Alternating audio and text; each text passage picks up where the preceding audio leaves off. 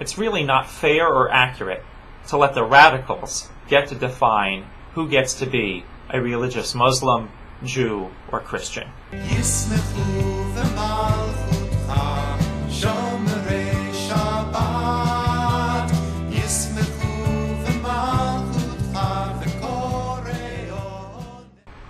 Hello. You probably learned about a lot of people from the Bible when you were in religious school. You probably learned about Noah. You probably learned about Abraham and Sarah. You learned about Moses. Probably learned about Queen Esther.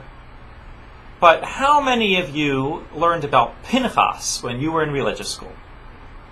Go ahead, raise your hand if you learned about Pinchas when you were in religious school. My guess is probably not many. This week's Torah portion is about Pinchas. He's a man who the Torah describes as filled with zeal for God.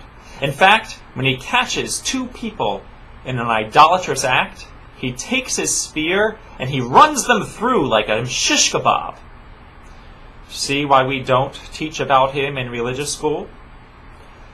We don't teach about Pinchas in religious school because we are uncomfortable with religious zealotry. Too many of the world's problems stem from the abuse of religion. And yet, even though we're uncomfortable with religious zealotry, we often let the zealots in our midst define who gets to be a religious person. Americans overwhelmingly believe in God and attend churches and synagogues and mosques, and yet when asked if we're religious, we often say no. Why is that? It's probably because we don't want to be identified with the Bible thumpers in our midst. And yet, it's really not fair or accurate to let the radicals get to define who gets to be a religious Muslim, Jew, or Christian.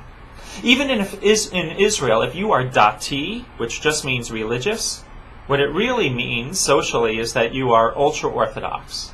Even if you light Shabbat candles every Friday night, celebrate the holidays, and live a spiritual life, you are still considered chiloni, secular, if you are not ultra-Orthodox. Personally, I guess I'm never going to look the part unless I grow a beard, which would just make me look silly. I say we take back the religious label for ourselves and not let others define us.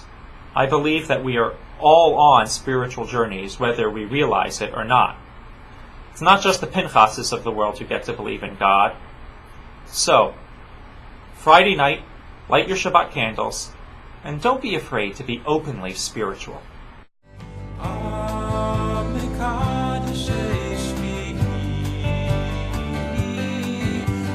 Long